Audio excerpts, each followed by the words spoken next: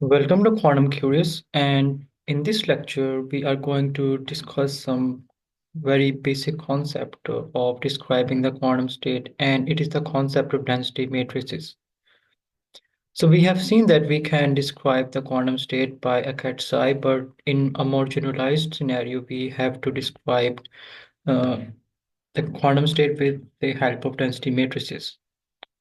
And this is a new formalism, and we will see its properties and how can we describe any quantum state with this kind of idea. So density matrices are the generalization of quantum probability distributions. So we have the notion of mixed states. Consider we have a device and it is preparing some kind of quantum states with some probabilities, and we want to write mathematically how can we write the probability mixture of these quantum states. So this is one of the motivation to introduce the density matrices. And the other motivation is that we have a, a joint quantum state or joint system, and we want to know that how can we write the subsystem for a general quantum system. So consider we have a joint state psi AP, and it is a state of four-dimensional Hilbert space. So in the first scenario, we have a tensor product form of state, and we want to know that how can we describe the individual state or individual subsystem A and B, and they are very far apart. And we want to know the subsystem without referring to the other system. So consider we want to know that the state, what is the state of system subsystem A. So in the first example, we can see that it is a tensor product form, and we could describe it very easily that the subsystem A is in psi1 state. But consider the scenario of EPR pair, where uh, we have some kind of correlation between these two subsystems. So how can we describe the subsystem A in this scenario? So in that case, we have to introduce the new formalism of density matrices to describe the uh, the quantum systems or quantum states. So uh, this is the formalism of density matrices, and we will start by considering the density matrices of some pure states. So consider we have a quantum state described by vector psi, and we build a matrix of this pure quantum state, and it could be done by multiplying the its ket with a bra, and we know that ket is a row vector, or sorry, column vector, and bra is a row vector, and by multiplying it in the order of this, we get our density matrix or a matrix. So in quantum formalism, we will call it a density matrix the of the given state. So in the following, we have two pure state zero, and that is the computational basis, and state plus in the Hadamard basis. And we want to build density matrices of these pure states. So we can easily build some density matrices of these states by multiplying cat with its bra, and we get the density matrix form, and it is very easy to form. So this is the general formalism to build the density matrices of the quantum states, generally for the pure states. So uh, we have a state, and we usually some kind of information from that states by performing a measurement on it. So consider a state psi, and we want to measure it in basis B, and the probability of getting outcome B from this kind of measurement is given by the inner product and its modular square.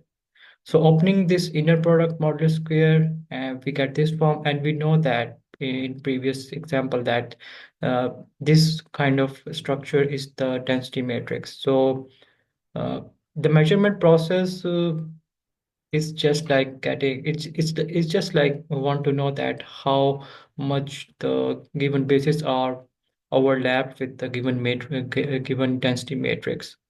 So this is the process and this is the formalism by which we can get the probability of getting some outcome of some measurement, and this can be done by calculating this quantity, that is the sandwich of density matrix between these two states, between these two bases. So going back to the picture, that is we have that a device is preparing some state psi1 and psi2 with some probability distribution p1 and p2. So we want to write the mathematical form of the average quantum state that is given by this device. So this could be done by writing it in that form, and we know that P1 and P2 have equal probability, and that is equal to half. And this is the probability mixture of the machine of the quantum state that we are getting from the machine. So in general, any density matrix can be written in this form in equation 3, where Px is the probability of getting certain quantum state. So we want to know that whether we are either our formalism is correct or not. So consider we have some probability of getting uh, some outcome B by measuring the quantum state X. So we know that it is given by the inner product of the basis state uh, with the with a ket vector and taking its modulus square. And we know that it should be true for all the quantum states. So we will take the sum over the probability of getting quantum state, and we can expand the given inner product or the product inner product of modulus square in that form, and we can write this in that form, that is px of the ket and bra of psi x. And we know that this is the general definition of the given density matrix in equation 3. So our formalism is correct, and we can generally describe any quantum state with the formalism of density matrices. So there is a confusion or there is a distinction between superposition and probabilistic combination. We know that we have seen that it is the mathematical form of both the cases are quite similar, but there is a very striking uh, differentiation and difference between these two concepts. So superposition uh, is a purely quantum mechanical concept and quantum mechanical phenomena. So if we have a superposed state of 0 and 1, then there is a pure quantum phenomena, and uh, the two states exist simultaneously before the measurement. And when we measure the given superposed state, we only get the one outcome, and state collapse to the one state. Like if we are getting zero measurement, the outcome is zero of some measurement, we have collapsed the given state into a zero state. But probabilistic combination is quite different. So it is our ignorance, and it is a classical phenomena, and uh, the only one state exists in probabilistic mixture in actual. So if a machine is preparing some state psi1 and psi2 with some probability p1 and p2, then this is our ignorance about the preparation of the machine. So at one time only one state will exist rather than the two state, and this is the difference between the concept of the superposition and probabilistic combination. So it can be explained by an example. So consider we have a probabilistic mixture of 0 and 1, and it is given by maximally mixed state, and maximally mixed state are quite useful in cryptography as they are completely uncertain states. So measuring this state in Hadamard basis, we get the probability of getting plus state and minus state is equal to half. So now consider we have uh, a superposed state of 0 and 1, and we measure it in Hadamard basis, and the probability of getting plus state is 1 and getting minus state is 0. So the two outcomes are the probabilities of these outcomes are quite different from each other for these given states. So these two given states are quite different from each other, and this is one of the example of superposition and probabilistic combination. So in the superposition, we are getting only one state at once in the measurement process, but this is not the case for the probabilistic combination. So there are some properties and there are some restriction on the quantum state to be physical and real. So in order to quantum state or density matrix to be uh, the real or physically possible density matrix, it has to be positive semi-definite, means its eigenvalues should be positive and its trace should be equal to 1. So consider we have spectral decomposition of a density matrix, and its eigenvectors are given by Vj and its eigenvalues are given by omega j. So consider we measure it in some basis, uh, sorry, lambda j was it. So eigenvalues are lambda j. So consider we are measuring rho in WK basis, and we know that the probability of getting outcome K is given by this quantity.